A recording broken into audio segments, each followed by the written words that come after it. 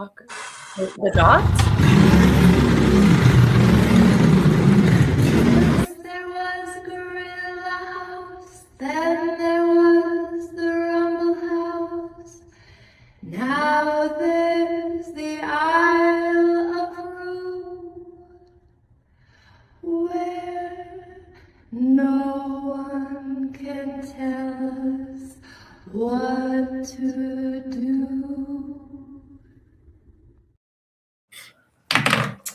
Oh, that is so nice. Hello. Welcome to the Isle of Roux. I'll start with a land acknowledgement. The Creator gifted us with this land. They were blessed to share and care for together. We acknowledge all the land we gather on Mohkinstsis as the ancestral territory of the Siksika, Thirpi, the Siksika, Gaina, Piikani, and the Amskapi Piikani. We acknowledge all First Nations and Métis of Treaty 7 lands, the Sutena, the Ithkabi, which includes Bearspot, Chiniki, and Goodstoney. We commit to advancing reconciliation guided by truths, respecting treaty laws, and humbly walking alongside First Nations, Métis, and Inuit. We recognize all who live, work, play, and make art on these lands, and who now call this place home.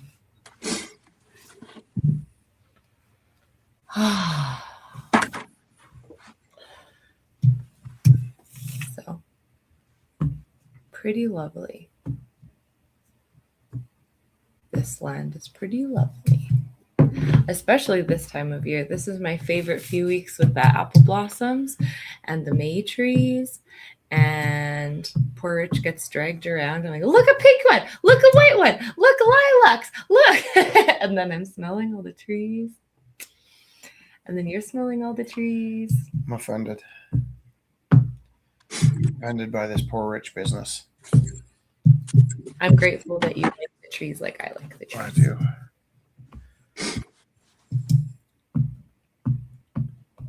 It's very beautiful outside.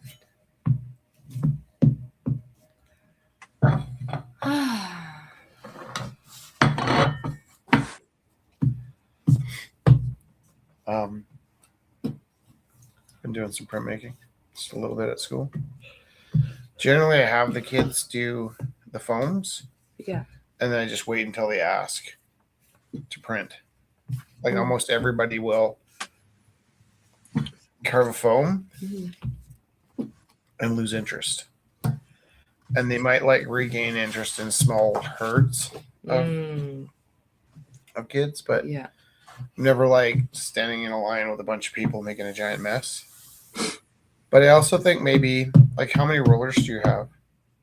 A lot. Do you need some? No, I was going to say, I think because I don't have that many rollers left, that it creates kind of an exclusiveness to the people that are. Oh, so it's good. Yeah. That's nice. Like they don't really want to line up. High school is different than junior high that way I'm talking too. about junior high. Huh? I'm talking about junior high. I was talking about junior high. Like the grade 9s? Yeah. But your grade 9s are a little bit more like high schools.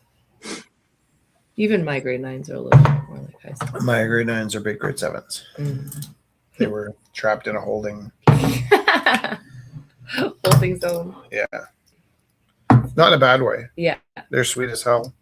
That's nice. But like we used to get like new grade 7s every year. And to be honest, by the time they were in grade 9, they were pretty sick of all of us. So one thing that's kind of nice with the new system where we're not getting grade 7s anymore is that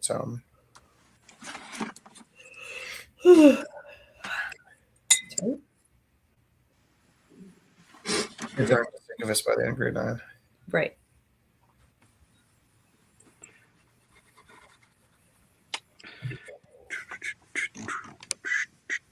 And also, what are you guys up to for summer? Going places? I think we're thinking about Vancouver Island. Yeah. Yeah. How about you, Theo? No, I don't go anywhere. But I was just I saw this this film on on the Knowledge Network. Oh, of course, now I can't remember the dude's name. He was a Canadian artist, fairly. Oh, anyway, he lived for quite a while on Shawinigan Lake, which I had to go and see where it was, and it's not that far from Victoria. Oh. And why can't I? It's because I have a dysfunctional brain. Let me just try and find that on the old intertubies. Let's see.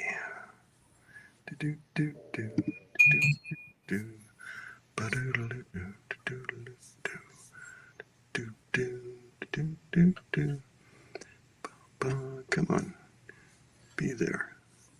Show me. No, of course not. Yeah. Okay. Silly.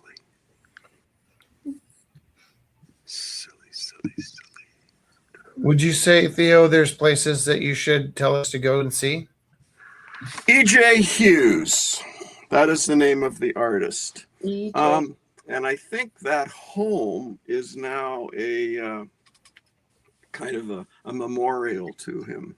Cool. Painted Life of E.J. Hughes. I had never heard of the dude before until this painting popped up on my feed, and I said, "Oh, okay." And it's on Knowledge Network, and it's a video commemorating him, and yeah, it was quite fascinating, to discover a new artist that's been around forever and possibly underappreciated, next to the group of 7 folks, and because he was basically in that time frame as well. Oh, that's interesting. Maybe do you think the West Coast, East Coast? Well, he was a very strange man. What a surprise! An artist who wasn't, considered normal. But all of his stuff was handled through an Eastern art person, and he wasn't interested in. He sent everything that he made to this fellow, and this fellow, sold it and sent him money back, and he was perfectly happy with that. But it's possible that, if he'd been willing to be a little more outgoing, possibly he could have found other venues besides this one person who basically handled all of his stuff through his life. Yeah. Oh, that's interesting. That might be good. But he was completely happy with the way it was. So, hey, he got to do what he wanted to do, and yeah. So you can't fault him for that. But it's possible that he was a little overshadowed because of it compared to the group of 7. Although there was a number of group of 7 people that did support him. The guys, 1 or 2 that actually moved out to the coast. They had talks and stuff. But like I say, he wasn't interested in displaying his art through anywhere other than we'll call him his broker. That's actually still a pretty privileged life, though. Hmm? That's a still pretty privileged life. Oh, he was very. I think he realized that he was very lucky that he was able to do what he did. Yep. Yeah. Yeah. And as an artist, you can't ask for much more than that. But yeah, he was an interesting dude. And yeah, he had to basically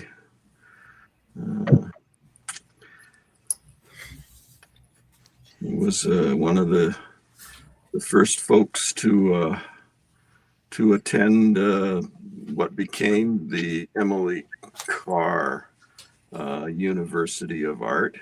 Yeah. And yeah, they did. He and a couple of buddies did murals for the Canadian Pavilion in San Francisco when they had a World's Fair there or something. But yeah, he's I don't know. I just found his story extremely interesting and gratifying in a way because he got to do what he wanted to do. Yeah. That's a blessing. That's because he hasn't tried 10 months of brain aneurysms teaching junior high. Well, you're quite right. He doesn't know what he's try. There's a thing in there where he did try teaching and art, and he was it basically sucked his soul dry. So he was glad he could get out of it. I find that impossible to believe. I find that highly probable. Highly probable.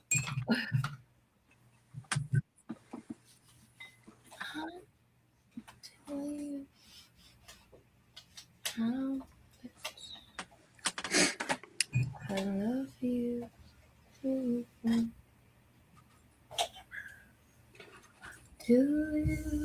So I made a sign for my gate in my backyard. Beware a cat. No, it says forget, because it came with the house when I bought it. It was, beware of dog or guard dog on duty or something like that. So I put up a little colorful sign that said forget the dog, beware of artist. Yeah.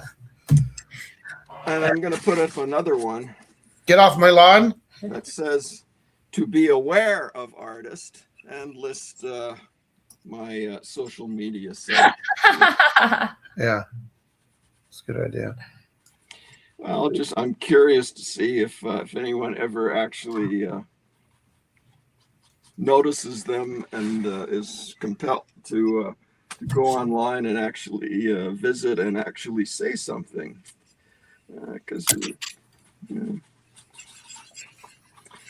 will be intriguing.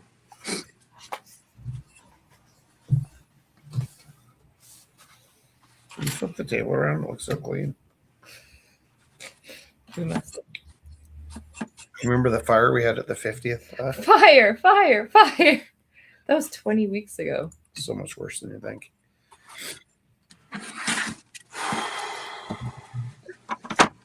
We got, I think, was it 28,000 views last week? Yeah. Wow. Probably because of my ghost story. Probably. To remember my love. The sea of love. I want to tell you how much I love you. BJ.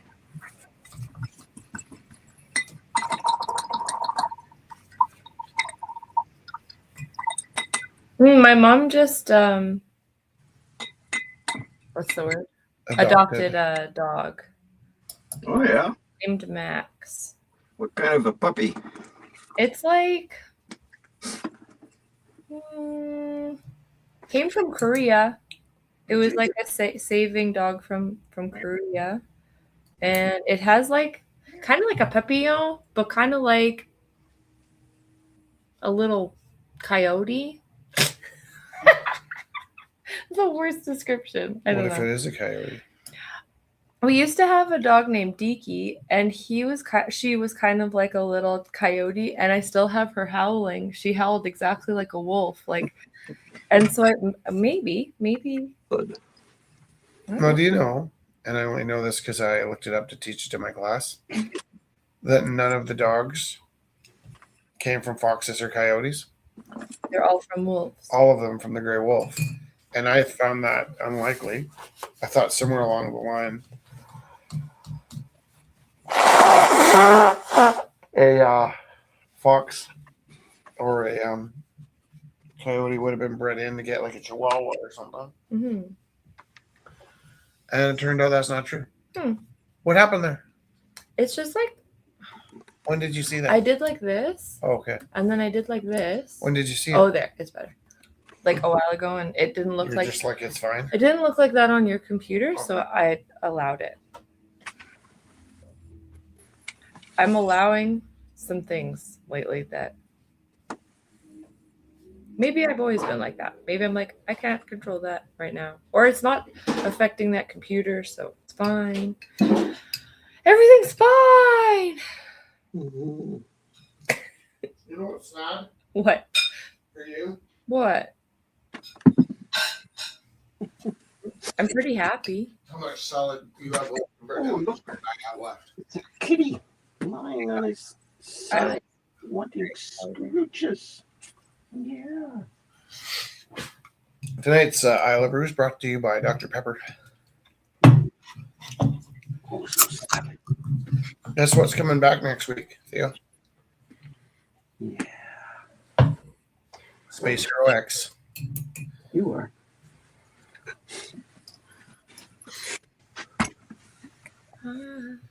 I'll tell you.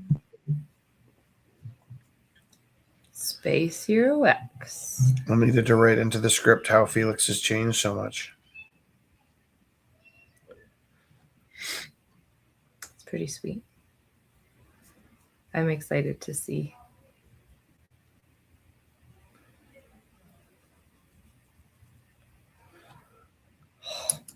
This is so exciting.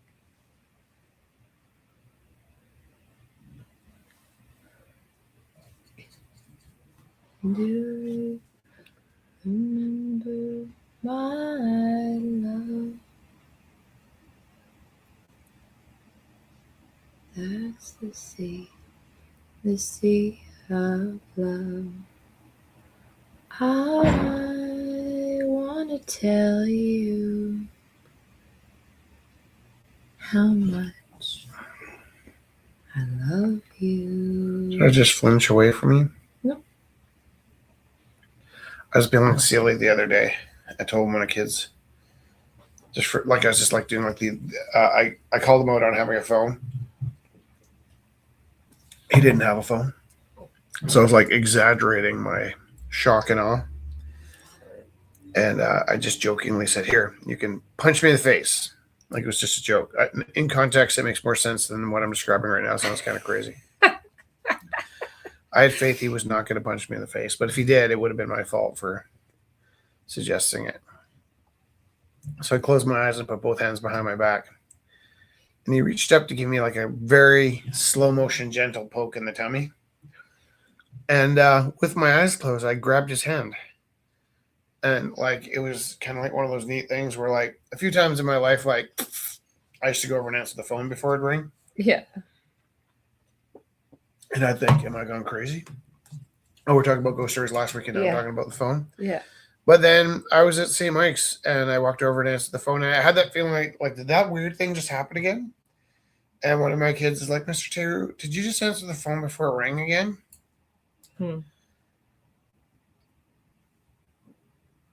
So there was a witness.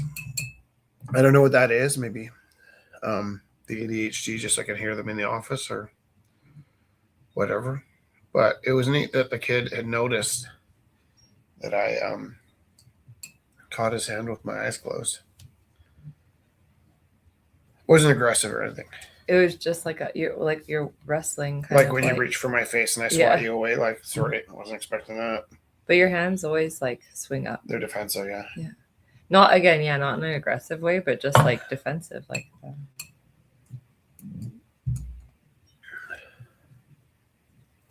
I heard you like clarifying, but it still sounded worse.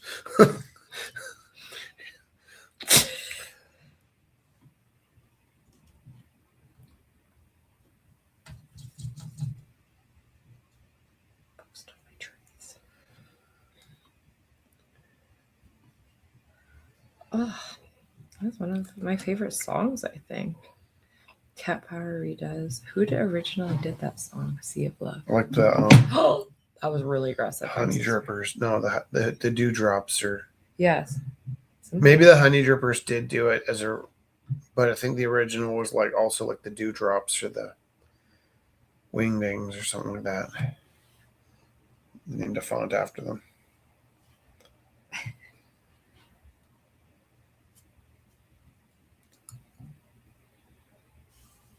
Phil Phillips of the Twilights. See, I told you it's Phil Phillips. And most notably by the Honey Drippers. Oh, the Honey Drippers. Was that featuring? Was the Honey Drippers Robert Plant? Yeah.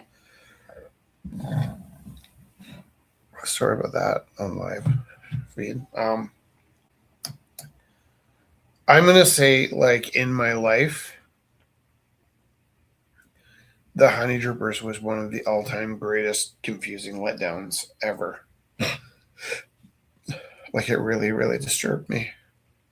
Oh. And I didn't hate the Honey Drippers. Like, I didn't have like an opinion about them. But when I was like, "Is that Led Zeppelin?" That's funny. I don't think it is Led Zeppelin. Who was it that told me? My cousin Glenn. And to be honest, like, there's a few things in my life that, like, as much as I love Led Zeppelin, I didn't get Led Zeppelin when I was a kid. Scott said, "Howdy." Yep, Robert Plant, a horrible EP. Right? I love the Cat Power version of that song, though. Okay. Like, love. Oh, Kelly's here. Also, Cat Power did a really good cover of Bob Dylan album. Guess what? What? It's a little bit sexist, I think. What? Well, there's been times when I've like made books. Sorry, my internet's a little slow. That's okay. You're all good.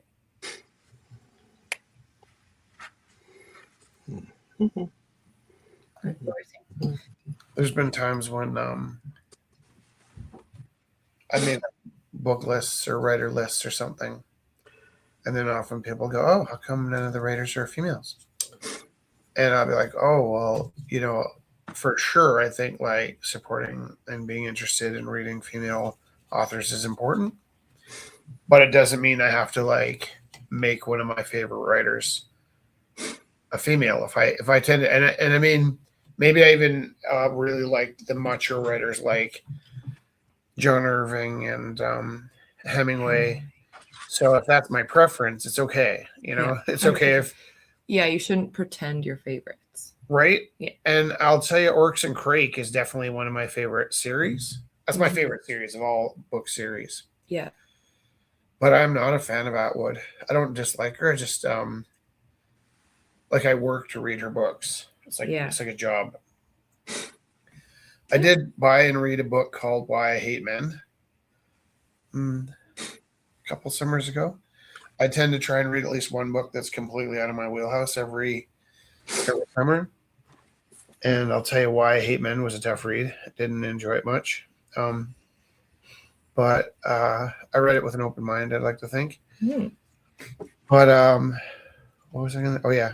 So I don't know who Cat Powers is, but now saying that I feel like a chauvinist pig. Like, you do. You're a pig. What? You do. You just don't know. No, like Cat Powers in my head is like 3 people. And she might be dating Justin Trudeau. Katy Perry. I love that. Yeah. Like, actually, it would be funny if Cat Power was also. No, I know that that's not true. I know. But I also don't entirely always know that that's not true. I have Cat Power. And okay, so I think also you could blame like not Spotify because I don't use that, but LimeWire. That's fair. Because I think when I was listening to Cat Power, I was it was on the like burning days. Feeling MP3s, yeah. That's fair. No, that's an interesting difference between you and I. Did you use LimeWire? Or was that your weapon? LimeWire. And then so what was the other one that caused all this stir? Napster. Napster was already down, and LimeWire came up in its place, right? Yeah. And but when you used LimeWire, it was to burn compact discs. Is that true?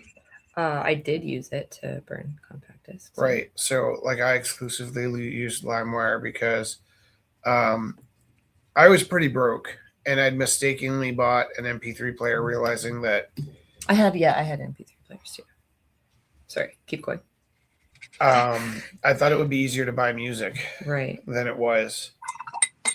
So I bought an MP3 player with like my last dime, and then realized I was going to have to steal music for it because it was like from where I was sitting.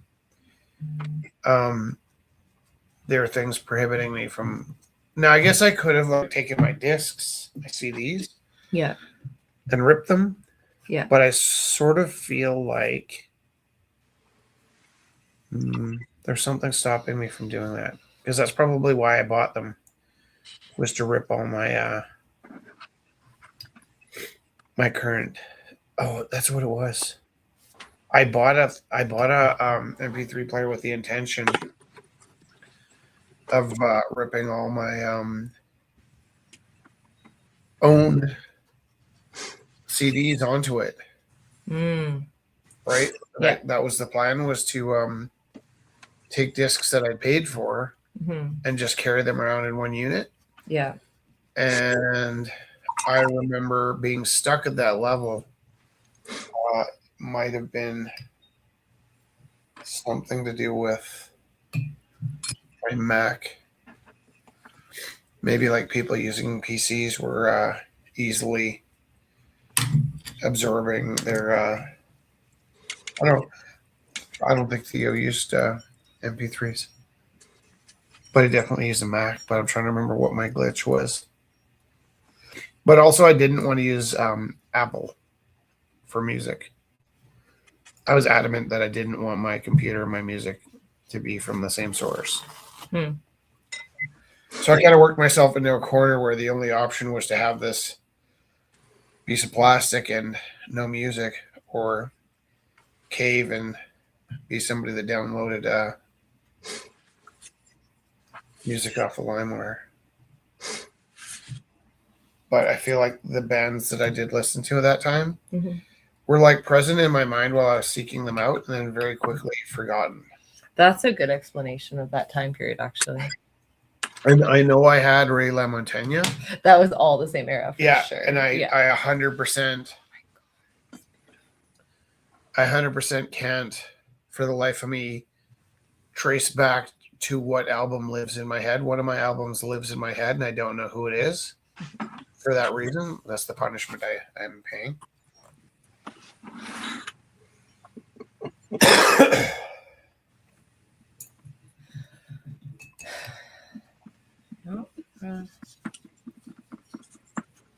Pay those prices.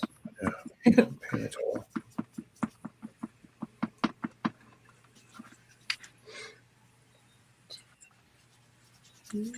Remember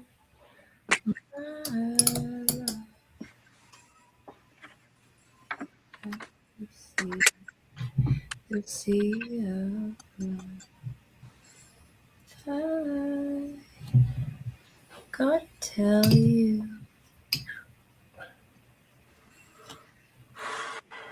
So beautiful. I've been drawing this all day. See if you can guess what it's from. Song.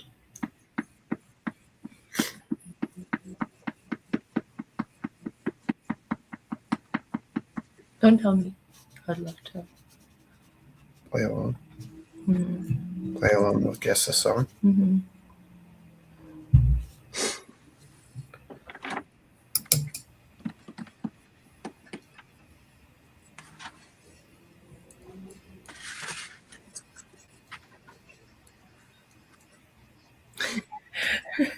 What?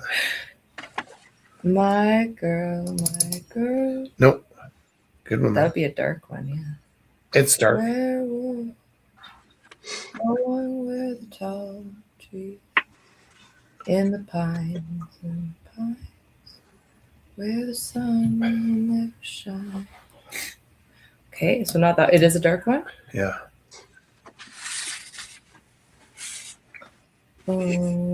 Alt rock, blues, Country. country. Johnny Cash. Oh my! Is it about Yeah. the guy that got he Yeah. was with it? The I already said yeah twice. Yeah, I don't know if you're. I know you. You're. Okay, Got your vibe. that's a good. That's a really good one. You do something like that.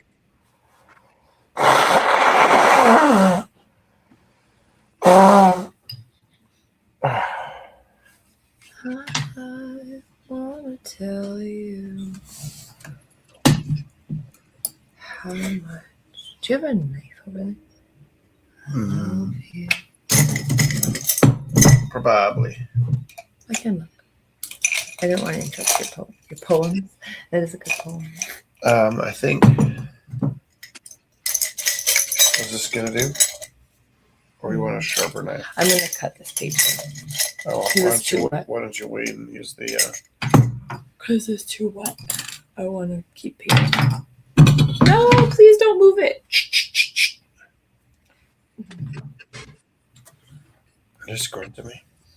No, I'm just trying to think of how to do it so I don't move the paper. Are you disgruntled? Always. I am the most disgruntled. Yeah.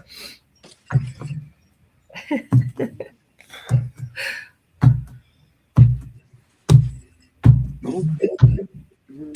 It's not the way to be. Don't be disgruntled.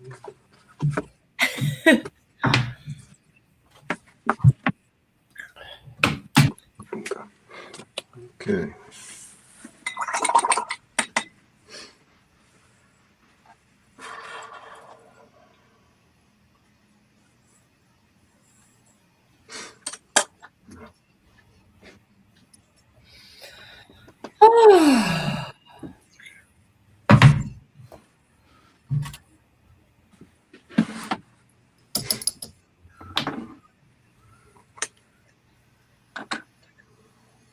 I wanna tell you.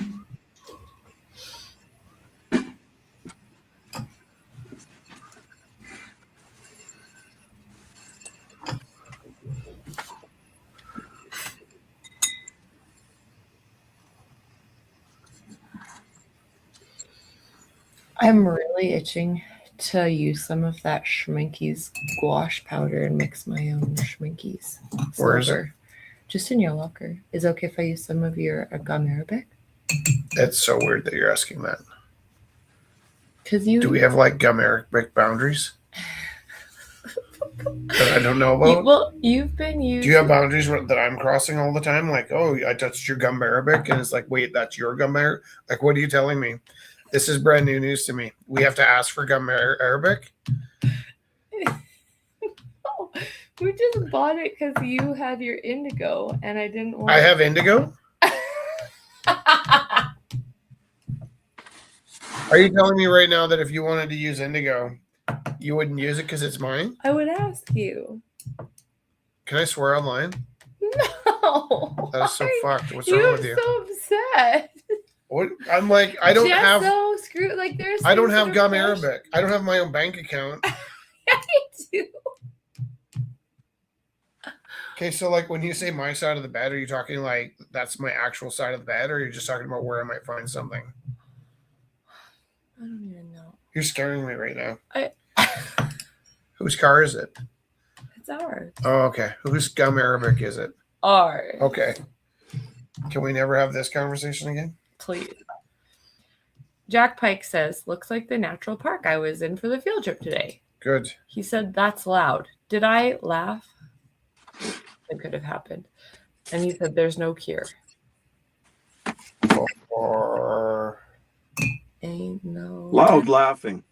There's no cure for that. There's It's no so cure. Every time I laugh really loud, I think of my dad going, geez, Jesse. oh, Jesse. Oh, Jesse, you hurt my ears. Oh one day our parents won't be with us anymore. Oh, the phone rang. Oh, was it on the computer and it rang really loud? Maybe. Don't know. And someone texted us and it went ding. Maybe Jack Pike's phone was on the bat line. Maybe we'll figure that out. I'm gonna go get some silver and experiment. What silver are you talking about? Silver. We have silver schminky gouache powder. This is actual silver. Yeah. Oh, we're gonna use it on my camera. Yeah, and I thought I'd start mixing it and playing with it. Is it powder? Yeah, Are all it's powder. of those powder? Yeah, and I have to mix it. Wait, did you open them? Hence the Gomer question. That's mine. You can't use it. How can you say things so straight face? It's so funny. How about this? Oh my god. How about this? Tell me if I'm joking. While you're up, can you grab me a coffee? Yes. Okay. Joking or serious? About coffee? Yeah. Always serious. Deadly serious. What? You're so funny. Problem is, I'm not trying to be funny. That's why it works. Just thinks I'm super clever. Just me dangling on the spectrum. Third branch of the autism tree.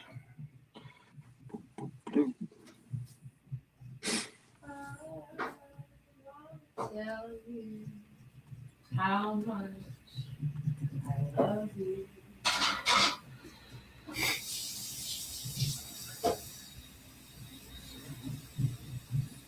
Theo, at the end of your life, when you look back, what'll be the thing that you are most grateful that you gave your life to?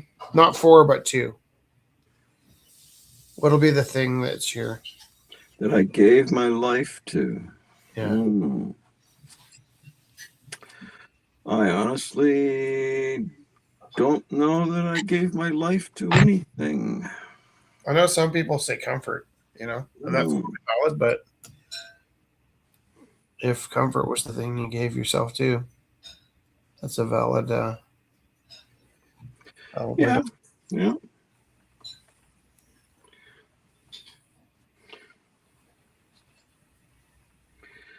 But, we're talking about consciously being aware of giving something. I honestly can't say I have an answer.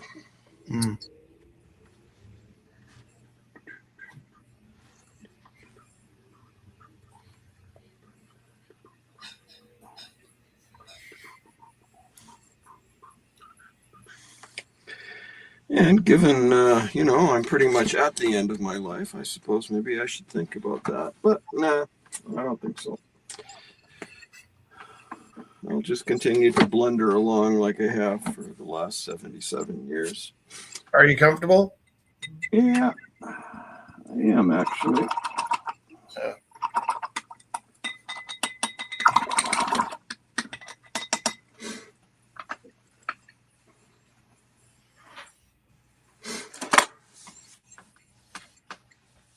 Oh.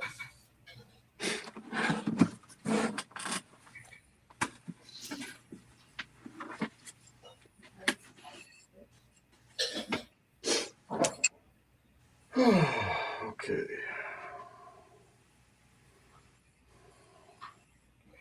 A lot of the kids I work with, maybe a little less this year than last year, used to think my whole life was art. Yeah. And maybe people at the gallery often assume that too. I wouldn't say that art is what I've given my life to at all. I think I have dedicated a huge portion of my life to making connections and keeping moving. And it's quite possible that I've used art as a means to keep moving and make connections, but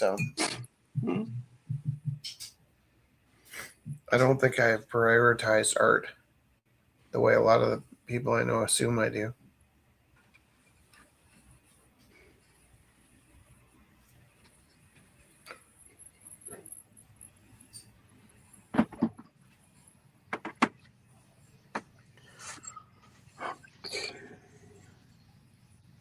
Art's like the lubricant for what I've been pursuing. There we go.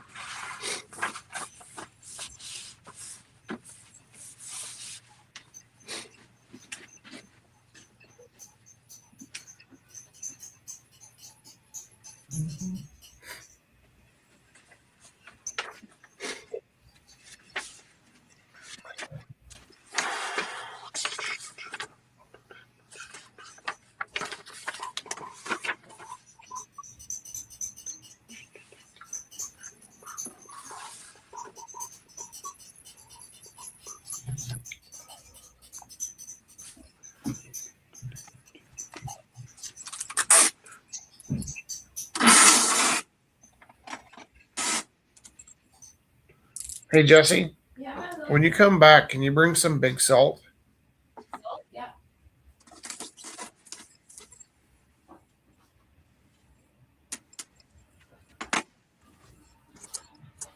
I'm just about done. The coffee maker was off, so it's just warming it. You're an angel. You are an angel. You are an angel.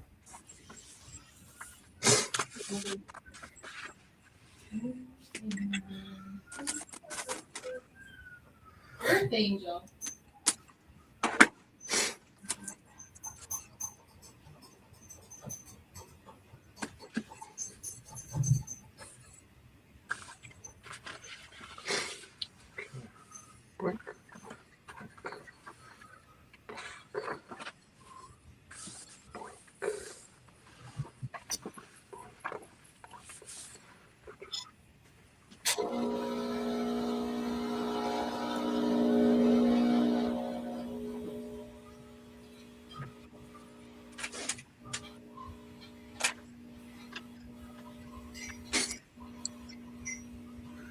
A friend of mine's retiring, and I'm gonna paint her a picture part of the retirement. But I'm really in a space right now where I only want to paint what I want to paint. Yes. And for a while there, when I was running the Rumble House, it was quite normal for me to paint things that other people might have wanted. But I don't paint as much now. And when I do, I just really feel limited to doing what I feel like doing. Which I think is kind of stressful in the sense that, like, when my good friends ask for stuff, and like they ask in such a respectful way. Yeah. I want them to know that I'm struggling to paint anything outside of what I feel like painting in this moment. And I'm not painting as much, but when I do, it really needs to be like specifically what I feel like doing, or else it just doesn't look good to me. Like I can go, like I used to be a graphic designer for years, and I'm able to go outside of myself and paint as though I'm dealing with a client. But for my friends and family, when I want to get them something good, it just doesn't look good when it's like not authentic right now. Yeah. It's kind of a weird zone to be in.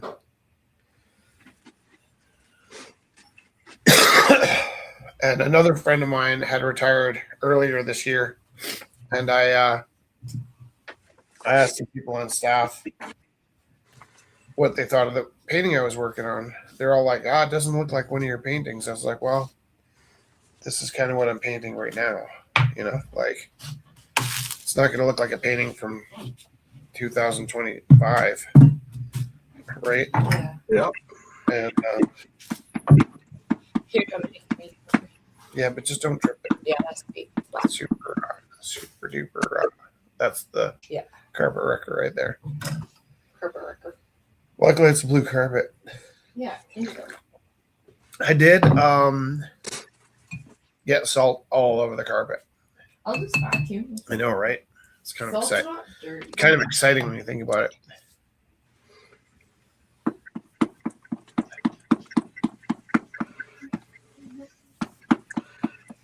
But like, I was working today on some paintings, and my paintings just feel so loose, and I think part of it comes from the photography we've been doing. That like when I reject the idea of painting anything for anybody else, I'm making these works that I find really exciting to look at. You know, amazing. and I didn't find, maybe for the last year of Rumble, I didn't really find the paintings I was doing that exciting to look at. I think they were well received, and I don't feel like they sit outside of my best work. But right now, like I'm really enjoying not having to do anything, and I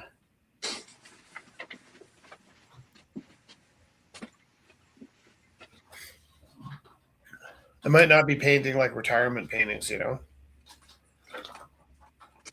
I might be painting like paintings for me. I got the kids' stuff out of the kiln today. That's exciting. It was pretty wonderful. Yeah, like super minimalistic works. I was gonna say that when I'm screwing around with the printmaking at school, the inks as I'm cleaning off my roller, this looks fantastic to me right now. Okay, I'll take this.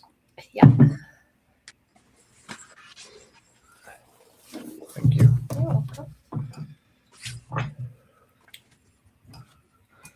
I think this will look smashing with your indigo.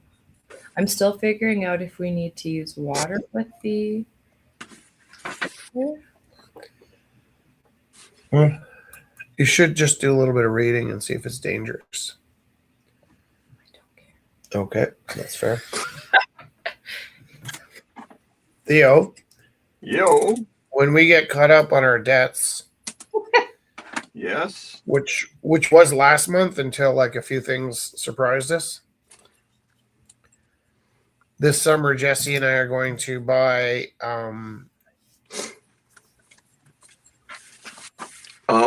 I forget what it's called. It's clay Oh yeah. that comes in a it's silver silver clay. clay. Yeah. Yeah. And so what happens is it just looks like a little ball of clay. It's actually silver, and it's trapped in this kind of binder. And then once you've shaped it, you heat it up. In the kiln, no? Yeah. And the clay binder burns off, and you're left with the silver. It's not cheap. I think it's about $450 for like a grape's worth. Yeah, we're gonna make some silver pieces. Well, okay. So when you say you shape this stuff, or you apply it to something? Howdy. I think you like sculpt it. Okay. Hi. Good. Are you going to join us on the line? Okay. What? Yeah. Yeah. Oh, I know. And then we owe you eternally.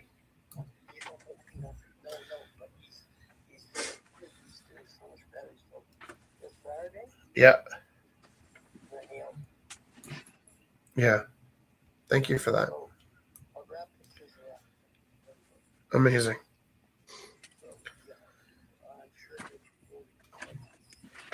Yeah. Very cool. Thank you so much. Okay, bye. Scott's been driving with Oliver. That is so sweet.